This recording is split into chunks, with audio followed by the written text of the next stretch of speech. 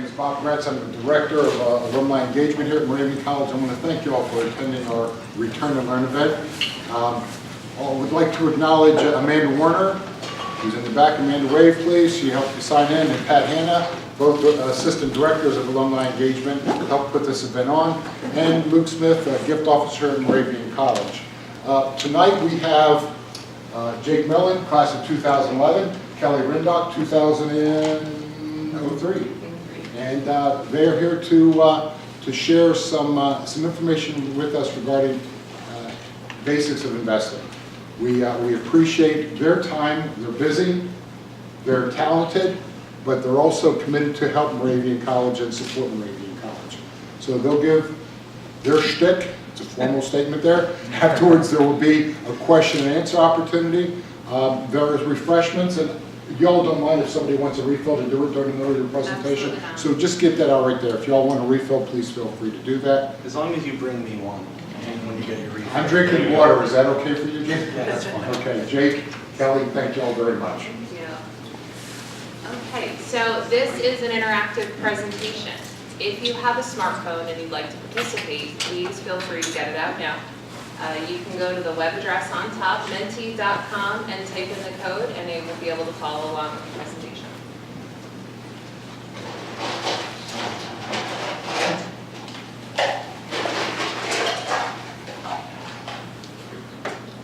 Okay, so Jake and I thought it was important to start out and figure out the audience that we're talking to. If you would like to rank yourself, how do you rate your overall knowledge of investing? None, low, medium, or high? Thank you.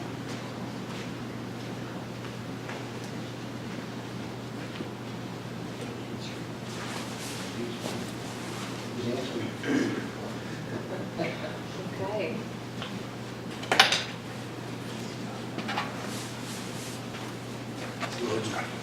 You're right. Very good.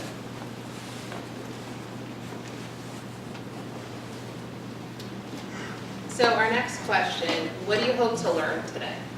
And if you don't have your smartphone out, you can feel free to shout out at us. I go from the red pile to the green pile. All right, very good.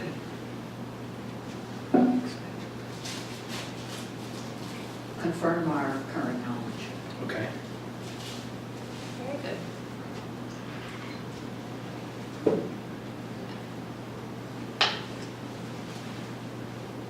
Okay. Some basics to get started.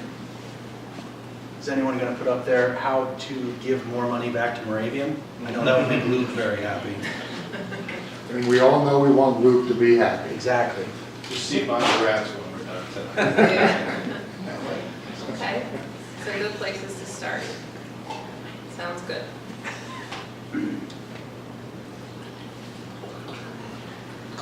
Sure. So the slide says it's the difference between saving and investing. And believe it or not, there is a difference. And that's what we intend to explain as we go further into this slide. Saving, as it says, is just kind of putting money away safely. Short-term needs. Think of checking accounts, savings accounts, things that are liquid is typically what we're thinking when we talk about saving. Investing, again, is putting money aside, but you're usually thinking for medium or long-term goals, purposes, for retirement, or for that yacht you want when you're 62. You got to put some money away for that.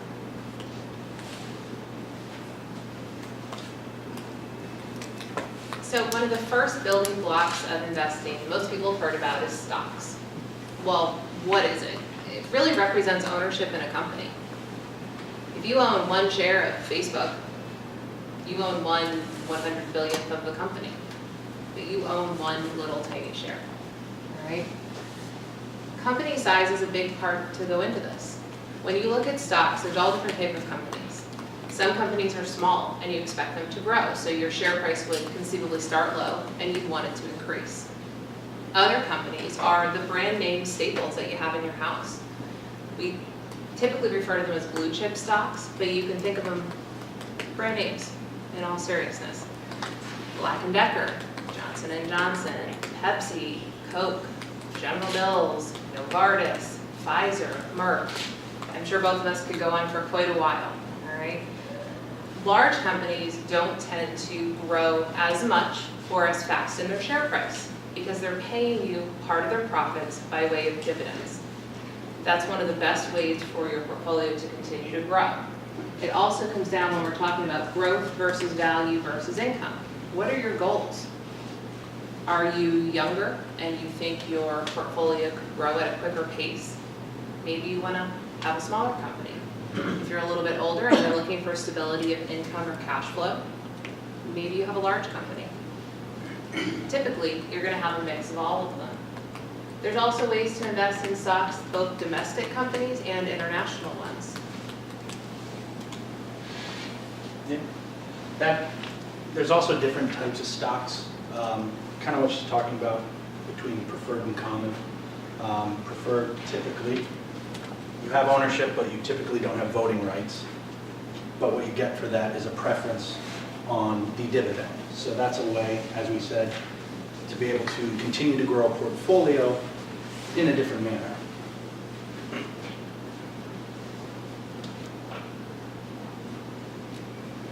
So now we're talking about bonds. Does anyone know what a bond is without looking at the very first bullet point? So if a stock represents ownership, a bond represents debt or a loan. And if I'm going to give someone money as a loan, what do I expect to get back? I expect to get some sort of yield, correct? And depending on how good or bad the debt is that I take on will determine how high or low the yield could be. Also, maturity length does as well. So there's many different types of issuers. We've got, how many different bonds are there out there? There's junk bonds, there's municipal bonds, there's revenue bonds. That's just to name a few. All of them have different benefits. And the mechanics of which, again, I'm really investing in a bond. I want that yield, and if I hold the bond long enough, I get my principal back. So it's yield and the principal. I can sell it over the course of holding it. But that can be it. So who here has a mortgage or a car loan? Okay, that's basically what a bond is. It's an IOU. You are letting somebody else borrow your money, and for that, they're paying you back an income stream. So you can think about your mortgage. Every month, you pay your mortgage, you pay a bit of principal, and you pay a bit of interest. That's what happens when you buy a bond. Every month, you're getting a check back. Part of that is return of the own dollars that you let somebody else borrow. And as Jake said, there's tons of different bonds. Sometimes colleges build really beautiful buildings, okay? Sometimes they put in sewer systems. Municipalities put in the new sewer system or an airport. There's all different types of options out there. One of the mechanics I always try to mention is about bonds and interest rates, okay? So if you think about a childhood teeter-totter, when one side goes up, the other side goes down. That's what bonds and interest rates do. If you invest a bond today, and it has a 10-year lifespan, or like your mortgage, a 30-year lifespan, you will eventually get all of your dollars back, plus your interest. If you want to sell in the middle, think about refinancing your house. Sometimes that can be more expensive or less expensive. So as interest rates are now here, bonds have done very well. The prices are very high for that money. As interest rates rise, bonds come down. They're a great way to provide stability in your portfolio. They give you a lot of, they minimize the hills and valleys that the market has, but they're not perfect. Okay? People hear bonds and they think conservative, safe. It can be, but as she's explaining with that teeter-totter effect, where have interest rates been for the last 15 years, if not longer? They've been, I can't go below the floor, but they've been really low. And what's been happening with interest rates lately? They've been increasing. So you have to keep that in mind when you're purchasing this type of position. Interest rates go up, bond prices go down, vice versa.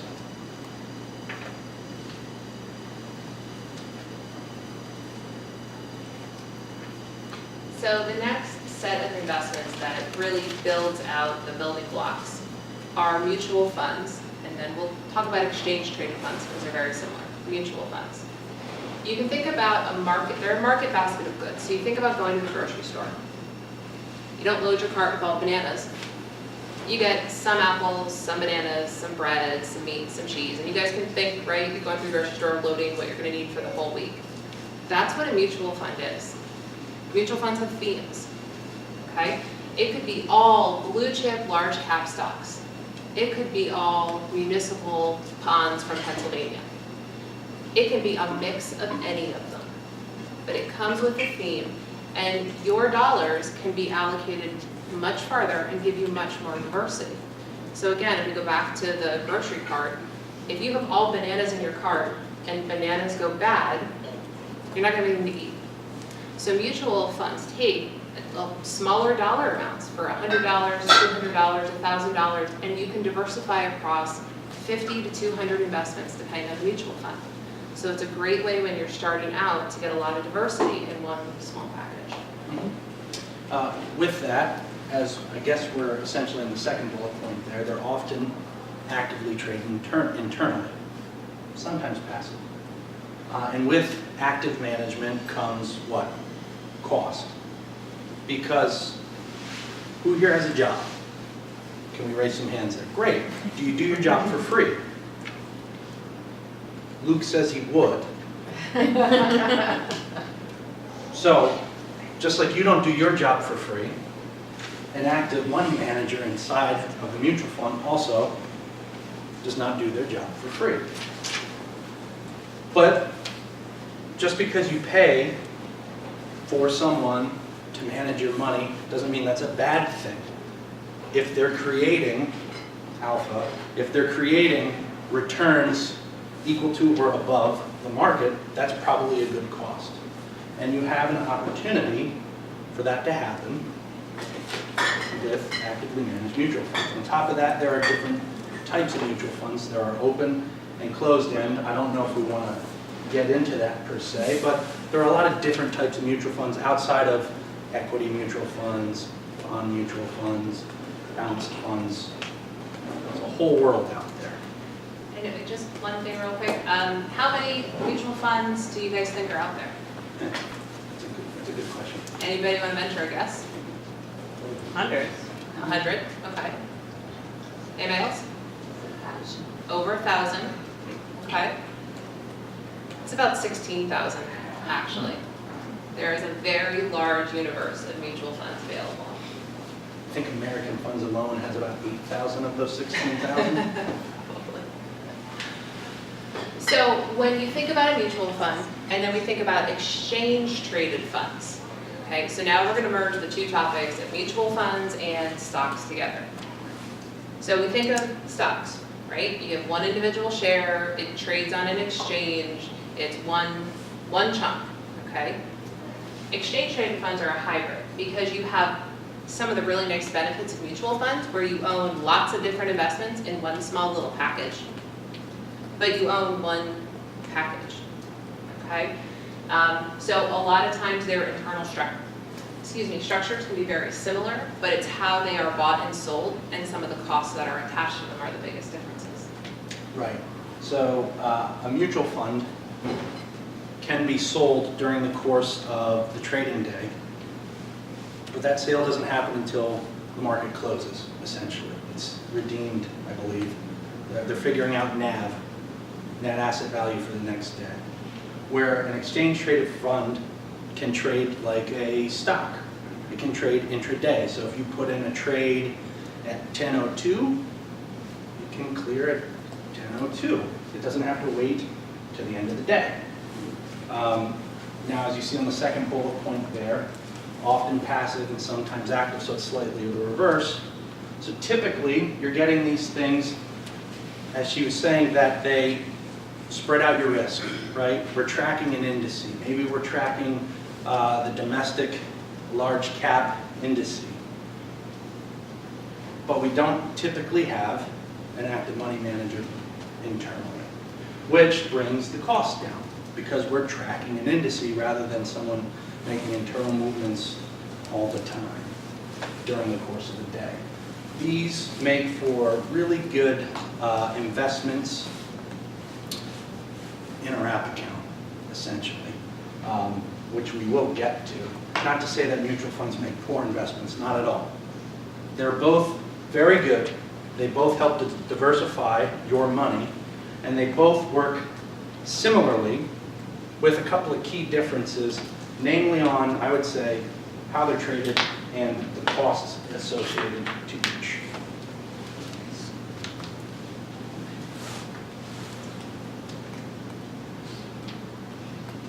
So this is one just to kind of show the difference on costs, and this is from a Forbes article I found, just to kind of show the average total operating expense over the last decade on these types of mutual funds and ETFs. So you can see the difference. A U.S. large cap stock with active management costs about 1.31%, whereas that same ETF costs about 0.47 with passive management. And really, what you're kind of seeing is the difference between active versus passive in cost structure. Again, neither is right nor wrong. You have to decide what you're looking for in an investment. Now, Jake and I are going to take a deep breath. I know we're going to get to the question and answer period, but we just thrown a lot of information at you. Is there anything before we continue moving forward that you have a question on?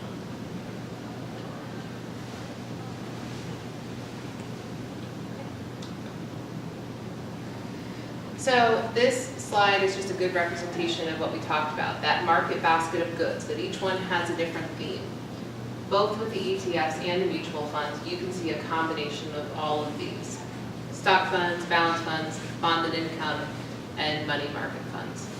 Now, the term here that we haven't talked about yet is money market, but that's basically going back to what Jake said in the beginning, the difference between saving and investing.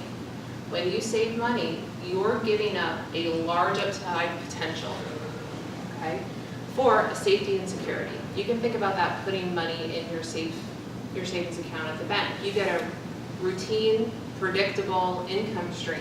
It's not great and fancy, okay, but it's something you can rely on and make sure that money is set aside waiting for you.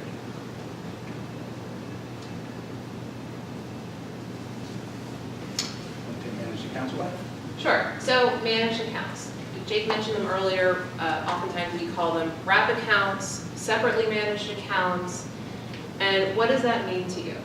Well, it's like a mutual fund, but it's done individually for you. Those type of accounts can be housed all mutual funds. They can be combinations of mutual funds and ETFs, or all ETFs. There are hundreds and hundreds of managers out there that provide these types of accounts. And there's pros and cons to them. And I think Jay made a really great point earlier when he talked about the fact that you're paying somebody to do a job, so there is cost attached to that. But hopefully they're earning you more than they're costing you. So I want you to think about access to large-scale managers. If you had $10 million or $20 million and you could access the best person in the world, you would do it, right? You'd find that hedge fund manager, or you'd find 10 of them and give each one $1 million. What these managers do when you work with people like Jake and myself is we can give you access to them for much smaller dollar numbers. Oftentimes they start, if it's a mutual fund portfolio, it might be $5,000 or $50,000, or if you do an account with all stocks, that might be $100,000. Just to give you some ideas of the realm of things that are out there.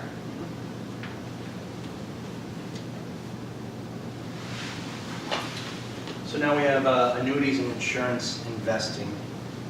Does anyone know what an annuity is? Have they heard of them? Okay, some of you have, some of you haven't. So it's an insurance product, and it's essentially, it's a tax-deferred wrapper, as it says. So I put something in there, and I defer taxes until a later date.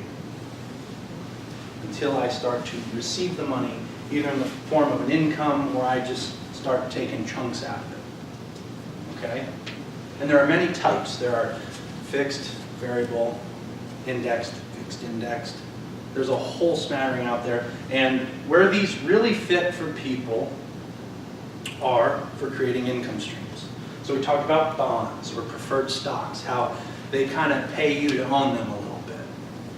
You know, if we hold the bond until maturity, I'm guaranteed to get the yield, guaranteed to get the interest, and my money back. That's great. Well, what happens if I have to sell in the interim? So what these can do is provide you with some living benefits, like an income stream, a guaranteed income stream, and sometimes even guaranteed death benefits, which are really important for people that maybe couldn't get life insurance. But they can put a chunk of money into a product like an annuity, they can get a guaranteed income stream, and when they pass away, they'll have a guaranteed death benefit that can pass on to a beneficiary, whomever or whatever that may be. Now, there are some pros and cons to these things. So, pro, income stream. I can't outlive it. Sometimes you can even put a joint income stream on there. Neither of us can outlive it. What do you think the con could be for giving an insurance company your money and them guaranteeing you some sort of income stream?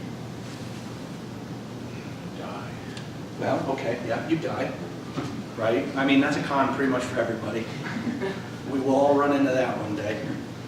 So that's one, death. What do we think another con could be? Upfront cost. Cost, right? Remember how I said no one does anything for free? They charge you for these guarantees. Yeah, sure, we will give you a guaranteed income stream. But it's going to cost you because we're taking on a lot of risk to be able to give you that. Now again, that's not a bad thing. Cost isn't a bad thing. It's not taboo.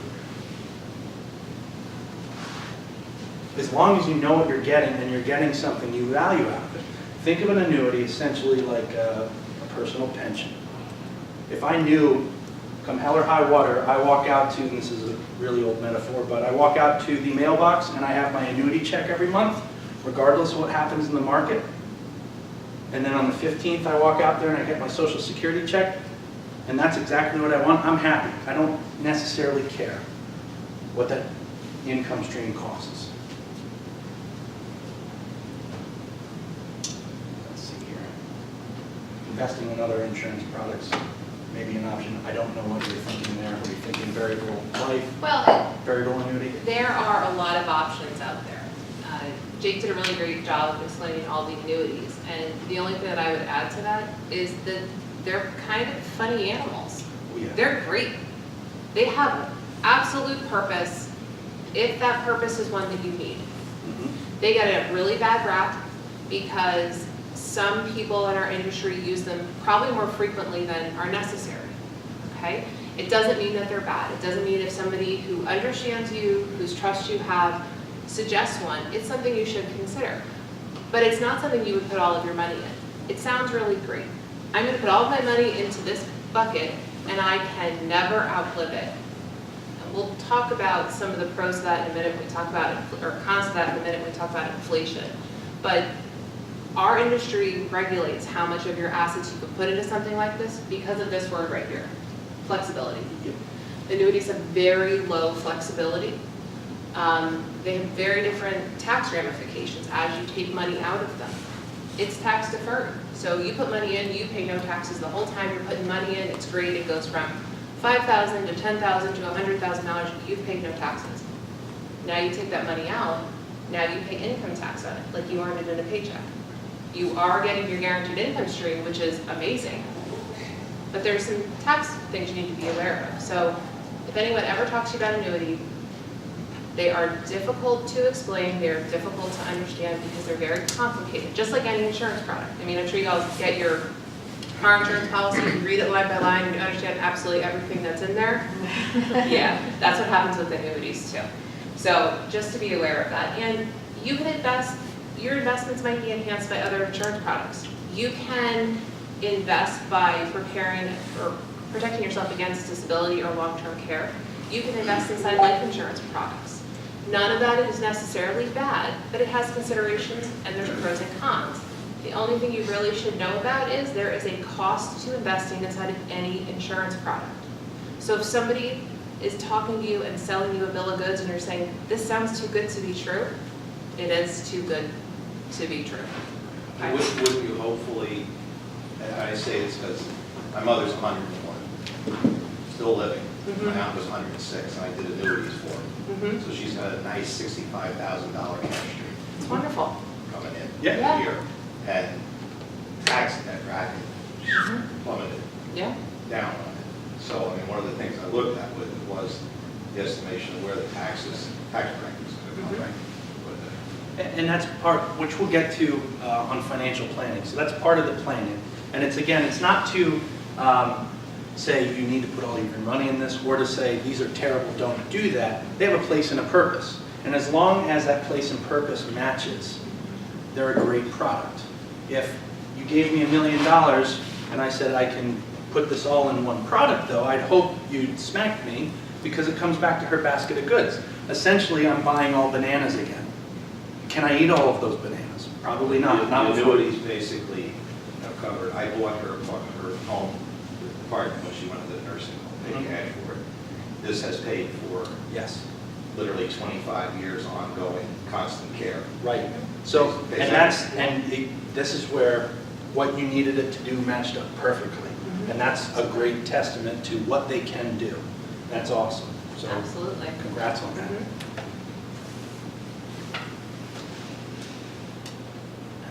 So there's lots of different types of accounts out there.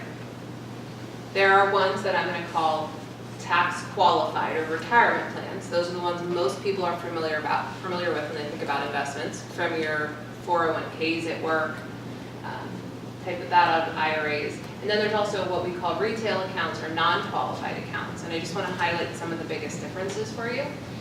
They basically come down to the choice is what you're funding and how it's going to be taxed. So think about your retirement plans at work. When you invest in a tax-qualified vehicle, they're tax deferred. So again, you put in $1,000, $10,000, $20,000, and it grows and grows and grows. When you take that money out, you have never paid taxes on it. So as you take it out, remember, Uncle Sam lets you avoid taxes for a period, not forever. So you now owe them all that money, okay, as you take it out. There's no capital gains. So when you put in $1 and it now grows to 10, you're not paying taxes on that growth. It may be tax deductible. That depends on your income, what you're putting away. There's a lot of moving parts. A CPA would be somebody who could look at your situation and really tell you for sure. Oftentimes it is, but it's not always. When you're using a tax qualified account, your main goal is retirement because of this right here. There's a tax penalty for any dollar you take out prior to age 59 and 1/2. Now, there's a couple loopholes if you have a traumatic situation, health situations, but for the most part, if you put money away for retirement, it needs to be for retirement in the eyes of the government. And they're going to penalize you by the way of a 10% tax penalty. Sometimes it's higher than that, but at least a 10% tax penalty. When you look at a non-qualified account, you're getting taxed. So when we talked about those big companies that pay you profits in the way of dividends, and you own a couple shares of stocks or a mutual fund and they pay you income stream, you're going to pay taxes every year. Now, is it going to hurt you to invest? Should you not invest because you're going to pay taxes? No. Don't let the tax tail wag the dog. You're going to owe taxes because you're making money. It's something to know that. Capital gains, that's when you buy something at $2 and you sell it at 10. The government has a different set of taxes for that $8 that you've gained by investing. But the pro is you can fund any goal. There's no penalties to liquidating it. So if you want to buy a house, if you want to buy the yacht, if you want to take a vacation, or you need to fund a college education, you can do that. And it makes it very open for you to be able to do anything you need.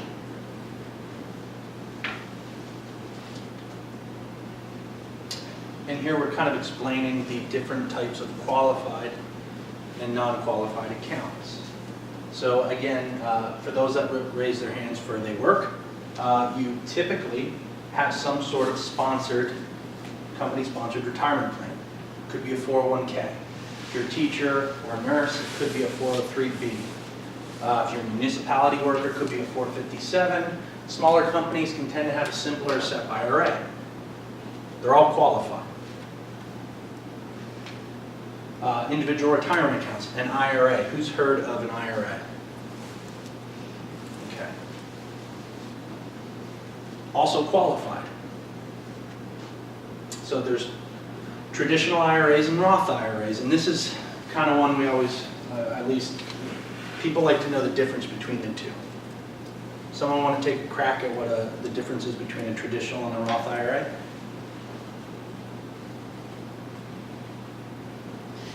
Is it the amount you're allowed to put in annually as a difference, or is it kind of no caps on it? Typically the same caps. Depends on income, actually. Tax treatment. Right. So tax treatment. So a traditional IRA, you put money in, it grows tax deferred. It's going to come out taxable, just like your 401k will, or your 403b or your 457. A Roth IRA, money will go in there after tax, meaning you've already have gotten paid. The government has taken their bite from it in the form of taxes, and you put it into a Roth account where it will grow, and everything that comes back to you, principal and interest at an appropriate date, 59 and a half or later, comes back to you tax-free. And everyone likes that word tax-free, right? Who doesn't like, if it's free, it's for me, right? And really, there's, I would say, no right or wrong answer between the two. It's really just a tax play of where you are now when you're investing and where you think you're going to be in the future. And then if you make too much, there can be some stipulations in being able to put into a Roth. Do you want to talk about the non-qualified side or add to the qualified side? No, I'll let you finish and then I'll jump in. Okay, so on the non-qualified side, you typically will see individual or joint accounts. So think of, let's say you like to pick a couple of stocks and follow them with after-tax money. So you go to E-Trade, which we'll talk about later. You go to E-Trade, you buy a couple of shares, and you like to do that on your own. That would be an individual account. Or you set up an account where you have a couple of mutual funds in there. Again, with after-tax dollars already, that would be like an individual account. Joint accounts are kind of what they sound like. You can have two people as owners on after-tax dollars that can be invested for any purpose, as we discussed before. And then the college savings 529 account. Who's heard of those? Okay. So kind of in the name, what it's used for, it's a college planning tool. So I want you to think about all these types of accounts, and trust me, there are many more. Oh yeah. But I want you to think about all these types of accounts as buckets. And all the investments that we talked about before, stocks, bonds, mutual funds, exchange-traded funds, annuities, the big broad classes of investments, you can put them all in these buckets. Okay? So you can have a Roth IRA that has all stocks, all bonds, all mutual funds, all managed accounts, or some conglomeration of all of them. All right? So again, there's investments, and then there's buckets. These are the buckets that the IRS has given us as far as part of the tax code. The investments are what you can put inside of it, depending on what makes the most sense for you. The only other thing I would want to point out is that when you're looking at 401ks or IRAs or Roth IRAs, you don't only have to have one. You can have somebody in an IRA and a Roth IRA, or in a 401k, or a Roth 401k, or a 403b that's also an annuity. Okay? There's a lot of moving parts here. It's not that anybody in our realm expects you to be an expert. We can help guide you, but we want to give you a good understanding of some of the things you might hear and how they differ, so that when you get in that situation, you know how to ask the right questions.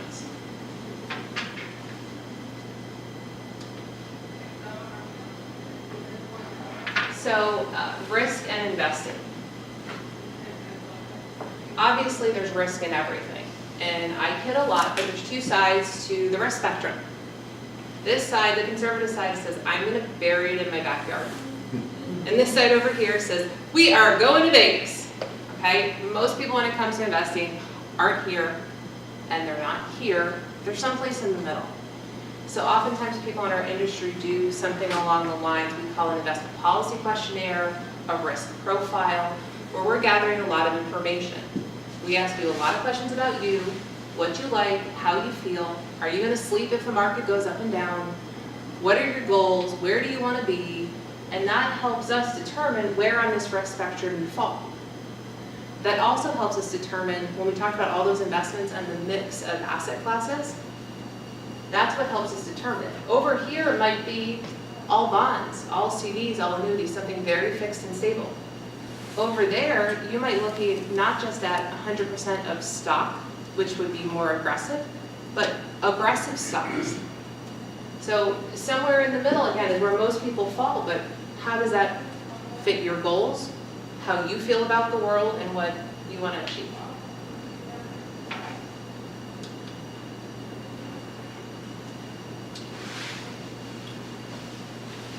She talked about investment policy statements, which is, or questionnaires about your risk tolerance. And this is kind of what can help you determine that based off of your strategy. So again, we're kind of building to the planning aspect based off of how this is built up. Because your asset allocation is going to be determined on what you want. Not what I think or what she thinks or what the broker down the street thinks. It's a lot of what do you want and what are you comfortable with. And then you find someone that can help you get what you want while taking feedback, because what you might want may be unrealistic or illegal. And you'd hope you'd have someone that would tell you, well, hey, you can't do that. But if it's realistic and legal, you want to be able to have trust with that broker or that advisor, and they should be asking you these questions. What are your goals? What's the time horizon for that goal? What's your risk tolerance? And really you can see why it's all part of the pie, because those three things in different bounces equal up to the investment policy statement, essentially, of how we should invest, what we should invest in, because this is what we're trying to get out of it. I need that income stream, the $65,000 a year, and I don't want to take any risk to get that. Okay, that's your goal. Here's your time horizon. I need to turn it on immediately, and I need it to last forever. That builds the risk tolerance, and that helps inform the product or the investment you purchase.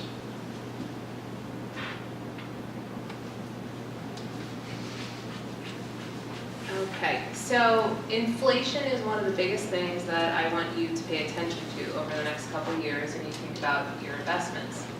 There's two main things that inflation does. We all see those, occasionally see things in the paper, and they talk about what a gallon of milk cost or a loaf of bread cost 30 years ago, or when you were born versus where it is today. That's the one side of inflation. The other side is your purchase power. Okay, so prices go up. The loaf of bread cost X, now it costs Y, versus what could you buy with $10 20 years ago versus what you'll be able to buy in the future. What you want to think about is when you retire, and one of the things we talk about with annuities, you have a guaranteed income stream. If you have $50,000 today in your head, you can say, I can do this, this, this, this, and this. I could live on that, or I could handle this. In 20 years, you're going to need 20% more money. So where's that other money coming from? Or in 30 years or 40 years. So that's one of the things that advisors take into account very seriously. You can also think about money you have in a savings account. It's good to have an emergency fund. It's good to have 6 months of an emergency fund that you could live for 6 months just on cash. Sometimes you can get away with 3 months depending on your overall situation supporting your household, but 6 months is reasonable as well.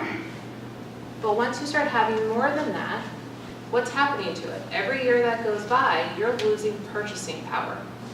So if you have $10,000 in an account, the next year you can buy 2% less with that $10,000. And 10 years down the road, you can buy 20% less. So you can start to think about how investing really helps. One of the biggest concerns that a lot of advisors have right now is the fact that we have a very high national debt. And I'm not going to go down that road of politics, but I want you to understand what happens when you have a high national debt. Your government pays it off in one of a couple ways. They cut spending. They raise taxes. Or they allow inflation to creep in. And we have just been told by our government they are not cutting spending by how they have dealt with the budget. We have also just cut taxes. So we will pay for this like we have many times over history with inflation. So what that means is it is extremely important as you move forward that you take an appropriate amount of risk. I am not advocating, and I don't think Jake would either, advocating for taking wild risk, but you need to be able to invest in something that's going to pay you at minimum more than inflation, which right now is running between 2 and 3%. And for any of you who remember the 80s and mortgages and CD rates, we're looking at 18 to 21%. Inflation was running almost at double digits. So I say this to you as something just to be aware of, and that starting now and preparing makes a lot of sense.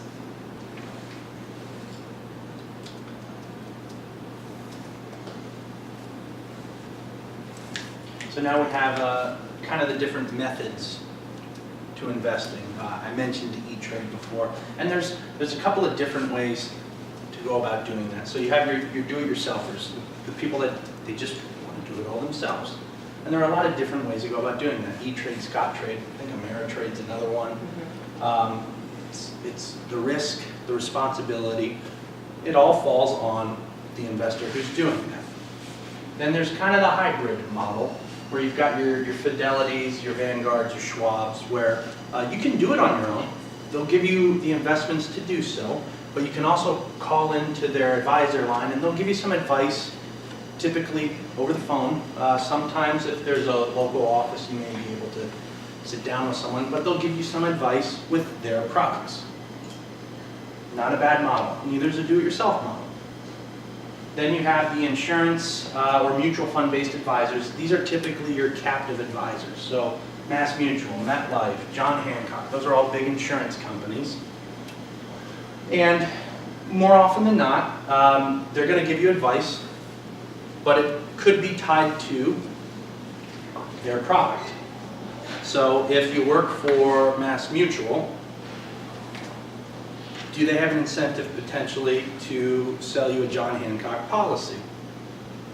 Probably not. Maybe. But maybe the Mass Mutual policy that they're showing you is the right fit too. There's nothing wrong with that either.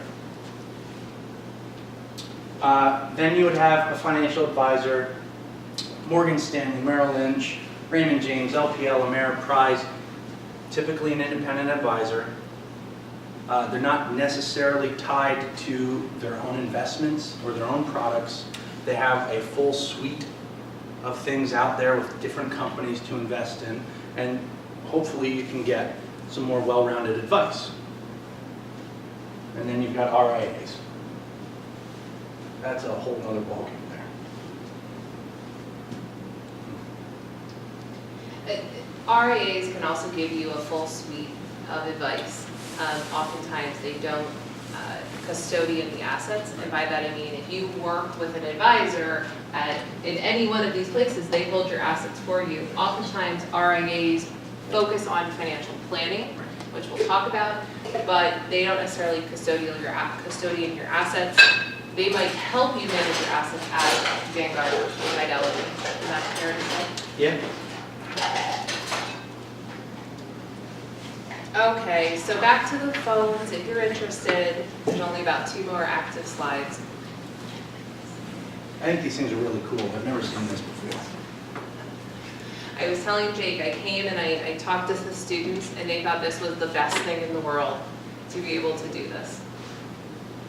Could be the worst thing too, depending on what they say. But there is a profanity filter, which I'm sure is very helpful. And an emoji print vanity filter, so that, I'm sure. Also good, good Yeah. things, all good things. Find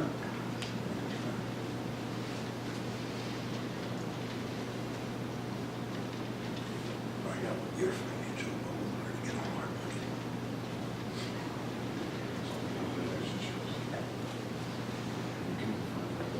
And shame on me, I should have put this slide up when the students did it. Being an alumni, I'm always really proud to be back here, and I talk to a ton of alumni over the years, and everybody really says the same thing. And especially when you talk to the young people we help here, their answers were great. I want a doctorate. I want to be debt-free. I want to buy my first home.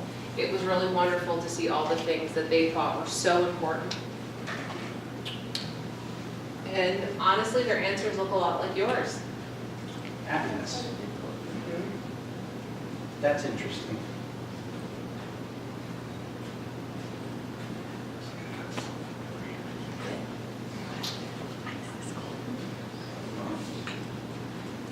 Don't make any rash decisions.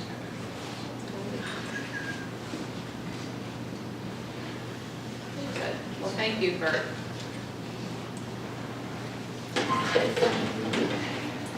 So, financial planning. We talked a lot about all the different moving parts that go into making investments. They're actually all the moving parts that go into financial planning. What you try and do is you want to figure out what a person's goal is. What is their desire? What is their time frame? And not just how are they investing today, but for people who are older, I have this pool of assets. How do I pay for me if I get sick? How do I help my next generation go to college? I want to have grandkids one day. I want my kids to go to school. I want my grandkids to go to school. How do I help them? So there's a lot of moving parts. And really, you start to nail down, when do I need the money? What's my risk? Is it investment risk? Market goes up and goes down? Is it inflation? Is it interest rates? We talked about the teeter-totter. Retirement shortfall. What if I live too long? Okay? Life events, colleges, new homes, medical care, having babies, personal financial situation. Are you married? Or maybe do you not want to be married anymore? Income level. All right, so what are your goals? And what a financial plan really does is you get all this information and we put it together. And we come back to you and say, here's where you are today, and based on your goals, you're good. Just keep moving. Or we come back and say, if this is really where you want to be, if you really want to retire at 55, you need to start saving more money. And actually, this is how much you really need to save. You can help make some well-informed decisions, okay? A lot of advisors can do it. Not all will offer it. Sometimes you have to ask, all right? It is, and I don't know if you would agree with this, Jake, it can be a very tedious process when you start, because that advisor's gonna need a lot of information. They really have to wrap their arms around your financial situation, and you need to do some soul searching and figure out what your goals are and where your sacrifice is, okay? It is no financial decision in a vacuum when you're trying to plan. All of them have to work together. So you really need to figure out what is your most important priority, then what's next? And are you willing to work a couple years longer to get, all of the items you want? Or do you really want to retire earlier and you're willing to have Y on the other side? Right, it's a mesh of cold hard facts and like the behavior behind those cold hard facts. And one of the questions when we do this for people, I probably ask why 3,000 times in an hour. Because when you do this, you want to know why someone does something. Because that informs almost everything else. Why do you want that? Why do you feel that way? Why do you invest that way? And it's kind of like you're a doctor and you're trying to get to what's the real issue. Because a lot of people will present circumstantial things at first before they get to know you. And then it's kind of breaking through that and understanding exactly what someone's trying to accomplish. And you're either showing them, here's how you can get there, or like you said, there's a shortfall. Here's the cold hard facts portion of it. There's a shortfall. Here are a couple of solutions to help get you where you want to be. truly is, that was a really great point, it really is a financial physical. And the more information you're willing to divulge to that person and allow them in, just like a doctor, the better answer you're gonna get. Okay, so ask us anything. You can feel free to talk to us, put them up on the board, whatever you like. I have a question. Who typed in happiness? You did. Interesting. That's sweet. No, I kind of meant like the freedom to be able to do the things you want. Okay. So freedom. Yeah. Okay. Because my The freedom to do the things that make you happy. Right. That was my initial question then when I read happiness. Well, why that word? What does that mean to you? So that makes more sense. Yeah. I didn't want to type all that out. Just a question, and I apologize if it's not going to be succinct, but I trust you'll be able to do something with that. The stock market went crazy up today after crazy downs last week.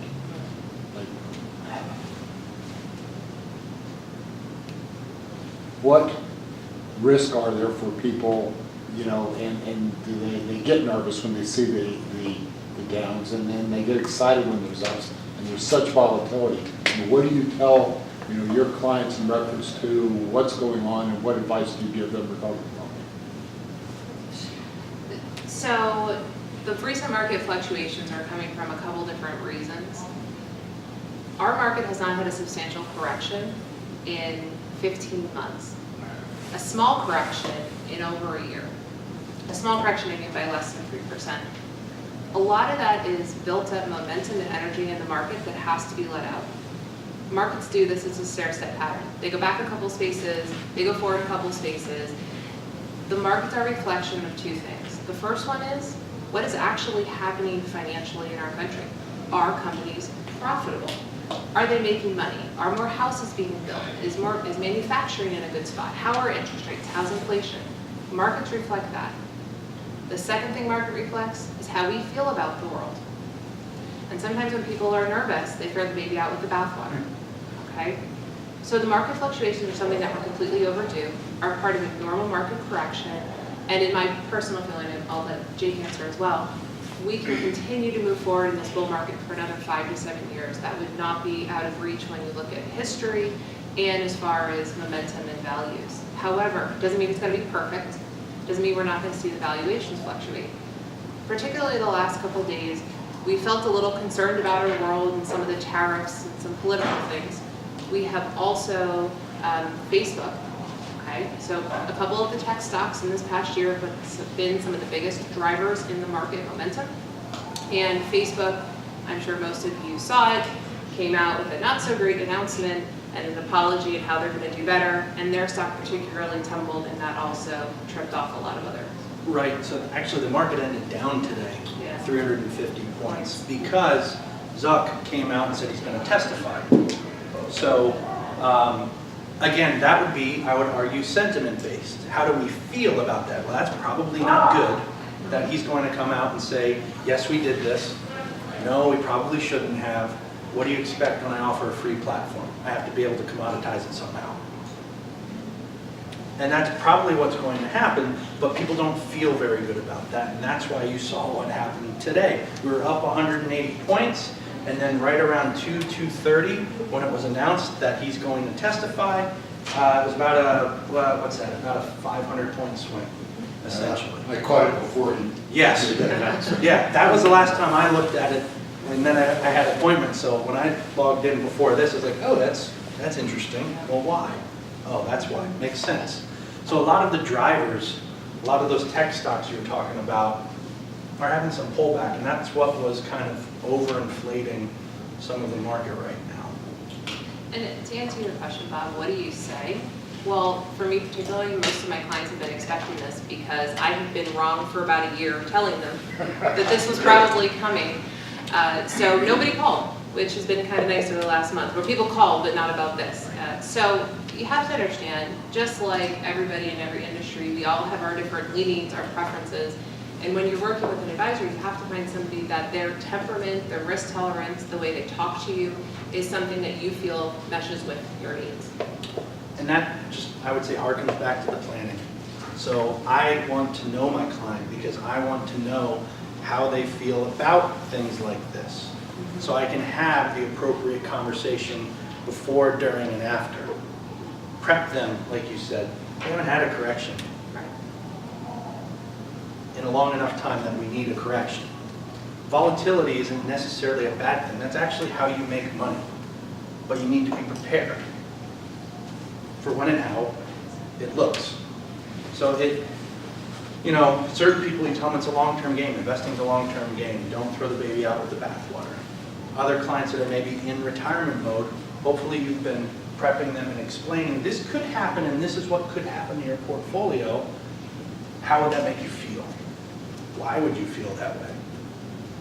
It just, to me, it's a catalyst for more conversation. And if you have a good relationship with your client, this isn't necessarily a bad thing.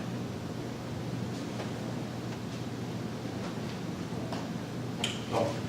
Where does long-term care fit into this big scene? Well, I think that's very important because we are, as a nation, living a lot longer now. And your money has to essentially outlast you. So there are a couple of different ways to prepare for long-term care. I think it's very important, if that's the short and easy. Or are you asking for? Now, where do you fit in? Where do you recommend as one of the options for people? Because it's so costly. Right. So,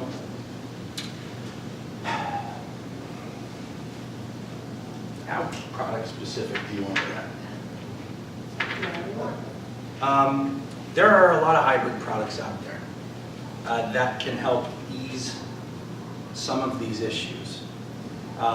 But, for instance, there are life insurance policies that have a long-term care rider that are priced more fairly than just a long-term care policy in and of itself. But, as you know, with life insurance, you would have to go through a physical to see if you could get it. There are annuity policies out there that act as a hybrid between an annuity and a long-term care policy that have a guaranteed compounding rate on the money you put in there that will be used for a monthly or an annual benefit that you can't outlive. Or, I shouldn't say that, you can put a 5 or a 6 year long-term care payment onto that. And then there's just the plain old investing in funds, as you were talking about. Being able to segregate funds and know liquidation order. What am I going to potentially have to liquidate first in order to pay for this? What can I put in the longer term bucket to try to beat the cost of inflation and know that if nursing costs, nursing care, long-term care costs $100,000 a year now, by the time I may need it, it may be $150,000. So how can I invest this pool of money to be able to give me a 3 to 5 year window when that time comes? It's not a great answer because I don't know the circumstances. There are ways you can combat it, but it's tricky because it's going to depend on essentially how much you have saved. I'm just saying it's very costly. Oh yeah. Just yesterday, there was an article that I read where people, more and more people are opting out of insurance because of the cost. Mm-hmm. So if they're not paying for insurance for today, obviously they're not paying for insurance 10 years from now, or 20 years from now. So where does that all go? If you're not paying for insurance, either they're certainly not paying for investment. So they're not going to have money either way you go. Right, and that may be, they may be banking on the state or the federal government to take care of them. Which isn't going to happen either. Yeah, there's a couple different things that are happening.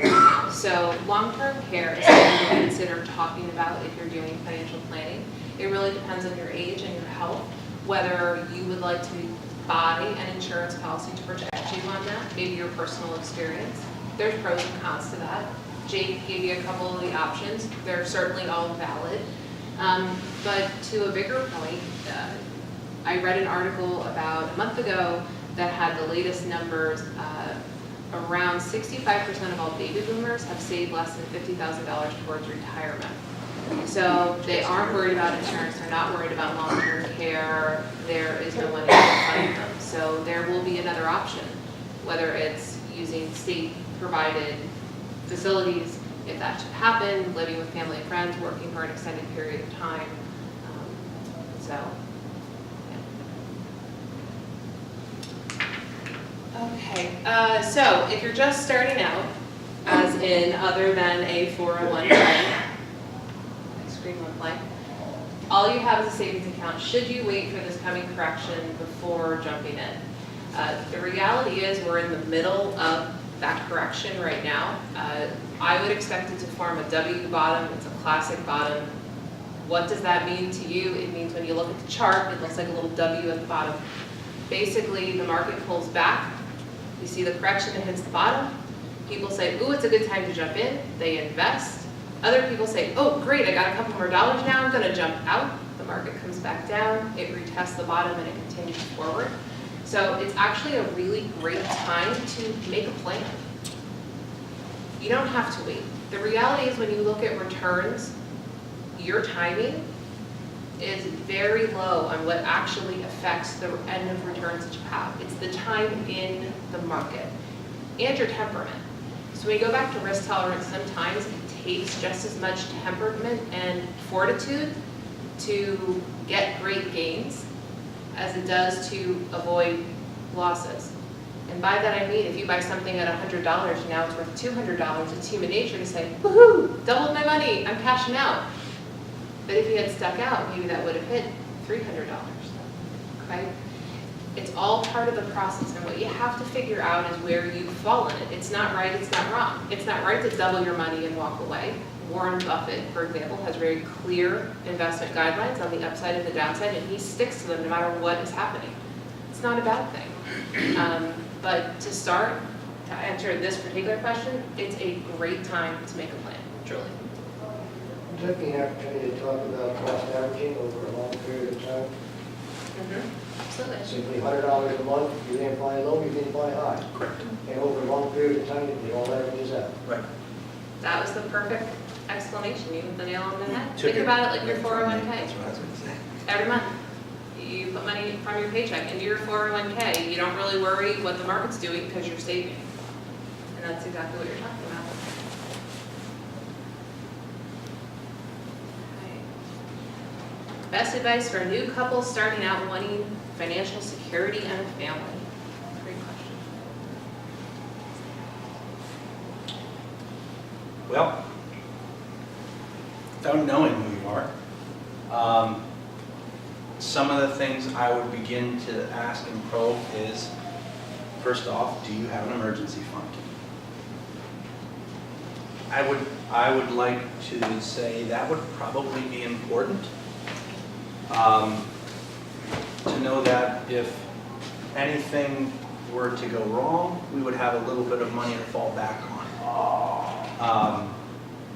And that doesn't sound sexy, you know, that's not some highfalutin investment advice, but I would argue it's sound planning, because what that can allow you to do, an emergency fund, can allow you to more aggressively fund the things you want to do. And that's, I would almost go back to ground zero there, below square one, and say that. That's where I would start. I would get a budget in order.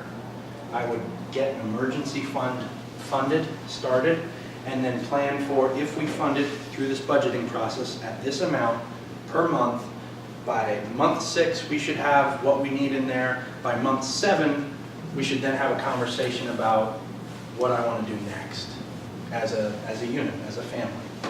So it's not, like I said, it's not highfalutin investment advice, but that's where I would begin. I agree. What would be a rule of thumb for your emergency fund? How much? Okay, so have you heard of Dave Ramsey? He would say between 3 and 6 months. I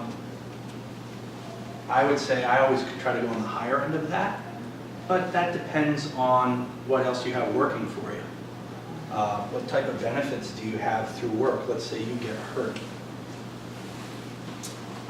Do you know how disability insurance works? Do you know how your group disability insurance works? You may not need to have as much cash if you have other types of things that will pay you while you're waiting to get back on your feet. Now, if you lose your job, disability insurance wouldn't help you with that.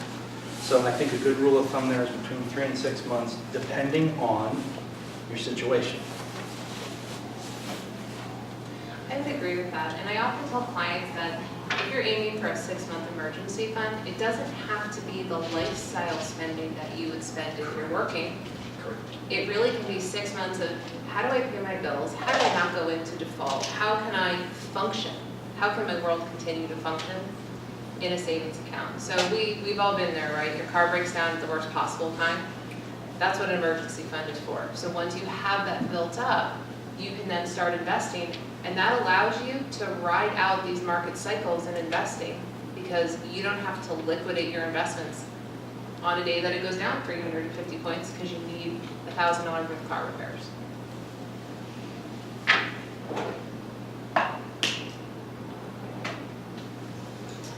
Question. I was always taught that as you got older, go from more aggressive to more conservative, because obviously you got less years in front of you working to make up if there's losses. With life expectancies, especially in my family, kind of did go into triple digits. But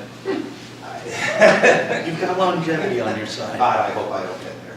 But anyway, I mean, my condition, I retired a year ago February. Everything's paid for, houses, cars, everything. My expenses have plummeted because, other than him taking my money, I don't like going on anymore. I say that lovingly, Bob. I feel the love. But I have my Social Security. I work 24 hours a week at a Lowe's to get out of the house. I'm alone, gives me something to do. I basically live off of that and Social Security. I have not touched anything That's else. wonderful. So I'm feeling that, plus I could go back to work in a week, literally, if I wanted to. Because I don't feel, I mean, I watched my father at 61 pass away. He was old. I'm 67. I'm still going to rock concerts. Something wrong with me. I feel I could go back to work again. Do you think, I mean, I'm feeling that I could almost become more aggressive with some of the investments again, than sliding more to the conservative level. I don't understand, yes, you know, if you take a hit, there's less time ahead of you to make it up. But it's really not affecting me in any way, shape, or form at this point in time. And like I said, if push comes to shove, Right. I could go back to work again. There's a couple times as people get older that they actually get slightly more aggressive, or they stay more aggressive than you would think. It was always the old school of, you know, it was this, Yeah. like, you're aggressive and it's just going down. 100%. So sometimes you'll hear maybe older relatives talk about it, or you've heard it at some point where they say, you should have as many bonds, percentage of bonds in your portfolio as your age. So if you're 50, you should have 50%. If you're 80, you should have 80%. The reality is life expectancies are so much different now that doesn't always hold true. And in your situation, yeah, probably for part of your portfolio, you could be more aggressive. Because I do have, I mean, I've got the slush fund for Exactly. more than 6 months. If Exactly. I So get you 20% have- off at Taco Bell, I eat like a king. There you go. you have the ability to be more aggressive with some of the investments depending on your risk factor. Also, sometimes as people are older, they've accumulated enough money that they now realize, I am not going to spend this money, and I can fortunately do something really wonderful for people or charities or wonderful colleges that I really love. So then you would start looking at what portion of my portfolio am I now investing for my heirs. And you do see that, especially with people, say, your mother's age, sometimes into their 80s, sometimes younger. It just depends on the overall Because situation. that's the way I look at it now. If I don't buy another toy for myself, I've got more than I deserve. There's a handout. He's got his. Yeah, I was gonna say. What rock concerts? Oh, God. Just got tickets for ELO, Jeff Lynne's ELO. Great. We're going to see Clapton. Great. name it, we're going to the bucket list. So Right Taco down the Bell and Clapton While sound they're, like while one they're still, combination. while they're still alive, I'm gonna go see them. Right, I don't blame you, yeah. Was that Clapton or Taco Bell? No, Clapton, then we go to Taco Bell. Taco Bell, they're not going anywhere. Anybody else, anything we can help with? I guess the only comment that I would make for the younger folks here is that pensions are on a decline. Personal medical expenses are on the rise. There are people like this to help you out. There's also a hell of a lot of books out there that are very, very good. And a lot of stuff you can do on your own. And besides, if you want to go to somewhere like this, you really should understand what they're talking about anyway. So get the books. And stick with the Moravian. Yeah. It definitely doesn't hurt to have that information. You want to be able to speak the same language if you're talking to someone, so you can know if they're full of something or not. I'm gonna probably butcher it, but there's an old story about Ed, Ted, and Fred, okay? Ed saved $2,000 a year for the first 10 years, got out of school, got a family, got a house, never saved another dime, just let it grow. Fred saved $2,000 a year for 10 years in the middle, okay? So same amount of money. So Stop saving. First 10 years off? First 10 years off, then save 10 years, the next 10 years. The last person only saved the last 5 years, but saved $4,000 a year. They all saved the same amount of money. Who ended up with the most? Probably the first. The first guy. There is no substitute for time. And I remember when I got my first job, because I had a career prior to this one, when I got my first job, I was like, I don't need that $50 a week. You're kidding me. I can't save that. There is no substitute for time. You are harming your financial future by not saving today. Save today. When you get a raise, 1% more of your pay. Just start somewhere. Little bits do add up. They add up more than you ever think they do, and over the course of time, it means the world. Aren't young kids learning this stuff in high school at all? No. Can give them a head start on their life? There are some classes that offer it, and Moravian has done a nice job. They're starting to have a backpacked briefcase, or they've been having it for years, but they're making a push. They're looking at doing some other things as well to really help college grads come out with some of this basic knowledge. It's hard. Based on all the legislation, they don't have the wiggle room in the curriculums a lot of times, except for a few districts have business level courses that teach things about intro, investing, balancing a checkbook, some of that sort of stuff. I had a gentleman in my office the other day who is about to retire and looked at me seriously and said, I have never written a check, and I have never balanced my checkbook. It happens more than you think. Good Lord. You were talking about college courses. I'm talking about high school. There's very few That's a any shame. school districts that offer high school courses. That's a shame. Yes. They're required to, as you said, there's very little wiggle room. Standardized testing is king there, and if you don't have enough people passing the standardized tests, that's a mark on you as the teacher. So there's not much room for that, unfortunately. I have a friend who is a high school teacher, and he teaches business courses and has one course a year that all the students who are going to enter the business track of high school, they go through, but a lot of it is checkbooks, balancing, budgeting, and just, a week or two about basics of investing. But liberal arts colleges, at this point, unless you are a finance major, that's not something that is a broad open point for the most part. But to your point, there are a lot of books out there on it, and there are people you can lean on as well. So, Well, to that point, time. Sometimes we're at a seminar and then we have that question afterwards. And maybe someone can find that answer in a book, but if they can't, or they don't know where to look, or can they reach out to you all and just ask you all questions and contact information, do you all accept those kind of calls? Absolutely. But it's not only the young ones that came. When I took over all my mother's and my aunt's stuff, their checkbooks were so bad, I shut them down. I paid the bills for 6 months until everything cleared. the Mhm. accounts, 'cause I couldn't figure it out. Einstein couldn't figure the checking accounts out. But for topics on books, it's the old Dr. Google retirement savings, simple crap like that. You come up with all kinds of topics. There's all sorts of rules of thumb.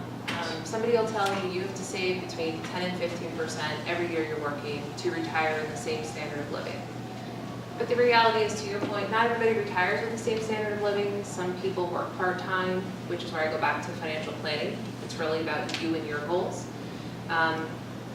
The reality is, don't get overwhelmed by all of the statistics. Don't get overwhelmed by what you're supposed to have. Just start. It's, for anybody who's young, just start. Just get yourself moving. And for anybody who's approaching retirement or in retirement and they're saying to themselves, how do I do this? What's my next step? How do I plan? There are great tools online. There's probably great books. But you also can get personalized advice from somebody like Jake or myself. There's that one commercial where the gentleman, husband and wife are sitting with a planner and he's saying, how much money do you have? And they said, well, it's not that much. And have you saved it? Well, then it is a lot to you. Then there's the other one where they're almost broke because they had an accident on a scooter in the Bahamas. That's why I'll never drive a scooter. I don't want to put myself in that situation. It's different for everybody. Yes. Absolutely. Is there any prevailing thought on whether if you have a company 401k and they offer you or they allow you to convert it to something else, or I guess if you quit or get fired, you have to roll it to something else. Is that a normal strategy that you should actively pursue, or should you just leave it there in your company and kind of hope for the best? And what's the normal industry trend? Do you want to go, or should I? I think we can double team that one. Do you want to talk about the legislation, or should I? We can go legislation. Okay, so we're first going to explain to you what is happening with the legislation, and then we'll talk about the practical mechanics of it. The Department of Labor passed a really wide sweeping piece of legislation that precludes anybody in our industry from giving you direct advice for this type of question. So when we talk about it, we're going to talk about the theory and explain why, because we are not allowed to actually give you advice. If anybody has heard about this legislation, it was actually passed before Obama left office. He enacted it. It's going to affect in pieces, but particularly in our industry, it covers lots of things, but it governs how we deal with people in regards to their employer retirement plans and the possibility of them moving them. So.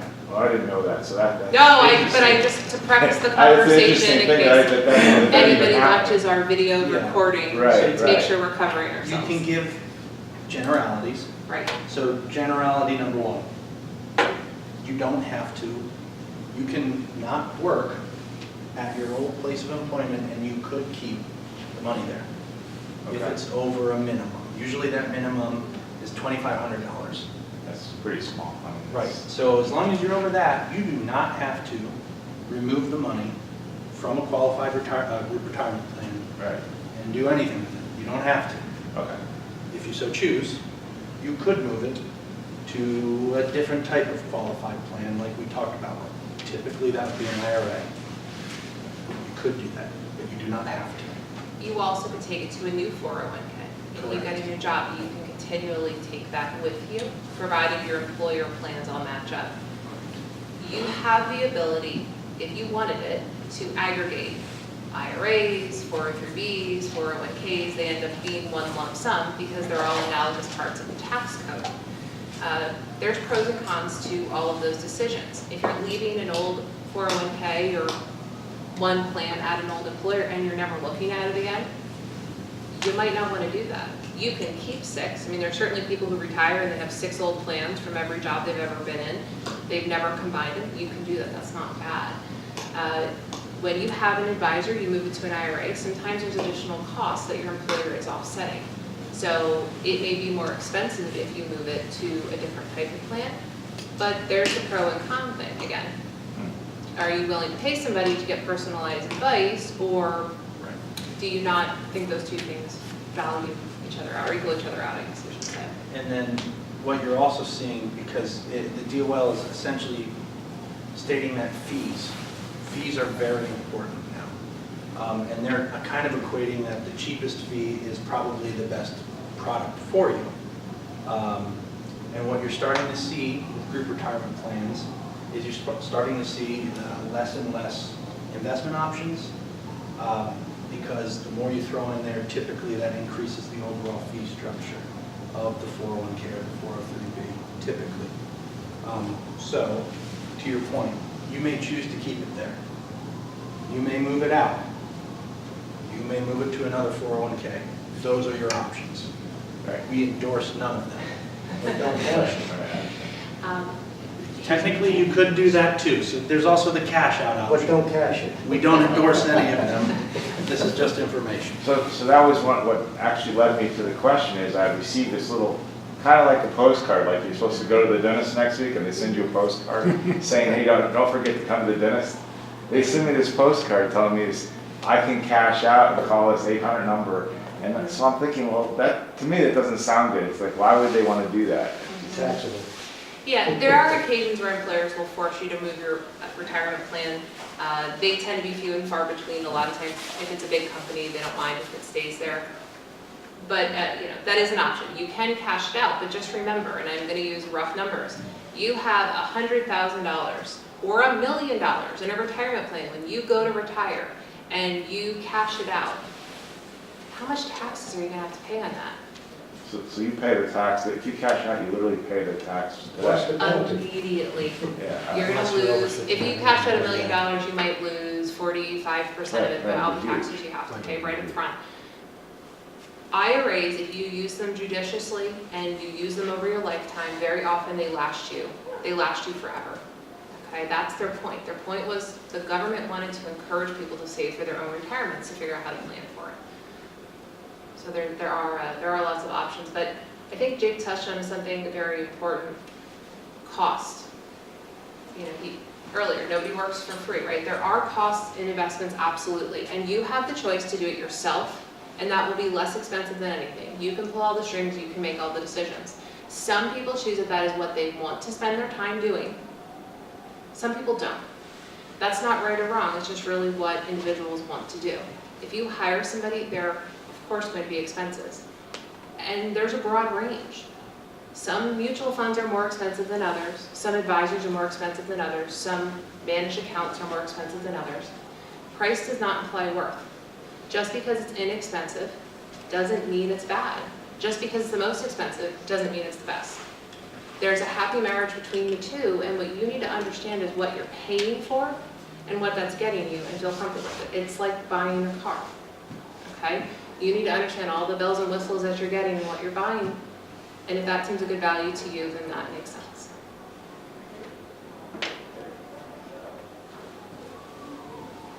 So how do you tell if it's a good value or not?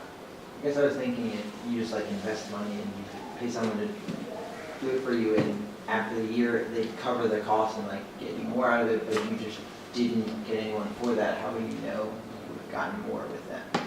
That's a really great question, and it depends what your goals are. If your goal is always to meet an index and a benchmark, and you don't need somebody to answer your questions, then probably buying a mutual fund at Vanguard that invests in the S&P 500, like if that's your goal, then that might be the best way to go about it. But there's a push and pull to everything. There's professional advice, and when Jake and I spend 40 to 60 hours a week doing our jobs, we learn a lot, we have a lot of good education, we have a lot of resources to be able to offer our clients. So what is that also worth? It's not always about returns, but if somebody's doing planning for you, if they're able to answer your questions, if they're responsive, you have to weigh all of it together. I don't know if you have a better way of answering that. There's a lot more to investing than just returns. And if that's what you're benchmarking everything off of, then, as you were saying, grab an index fund. Again, we had some really good questions up here. You can take a stab at those on your own, and maybe you're right. You probably will be. We all went to Moravian. We're all pretty smart. Shameless plug again. Or you can talk to people that, for instance, I've helped people retire thousands of times. And I hope to continue to do that. So what may be a new question for you, or you, I've answered it 16 times this past week. In that regard, there's a lot more to think about in your overall financial profile than just what was my return. Do I have the emergency fund? Do I have the right amount of life insurance? What type of benefits do I have through work? Are they adequate? Do I need to add anything on top of that? Again, you can do all of this yourself. It is not rocket science. But it is time consuming. And really, you as the individual have to judge whether the advice you're getting is worth it. Do I want to put in a couple of hours a week to run my own investments and figure out if I have the right amount of death benefit between all of my group and individual insurances, and if I have enough in the bank as well? You can do that. That's really a personal thing, is what I would say there. A lot of people don't want to spend the time doing that. That's kind of why we have a job.